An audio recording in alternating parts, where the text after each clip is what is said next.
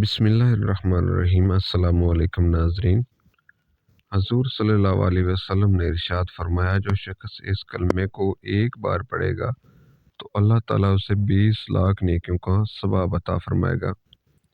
मोअज़्ज़ज़ नाज़रीन, हम दुनिया की इस ज़िंदगी में रुपए पैसे की कदर बहुत ज़्यादा करते हैं, लेकिन नेकियों के असूल के लिए हम कुछ भी नहीं कर रहे।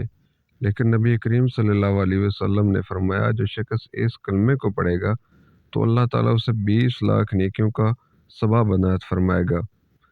ला इलाहा इल्लल्लाहु वहदहु ला शरीका लहु अहदन समदन लम यलिद वलम यूलद वलम यकुल लहु कुफुवन अहद।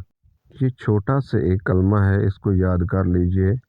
क़यामत के दिन एक एक नेकी का हिसाब होगा, एक एक नेकी को लोग तरसेंगे।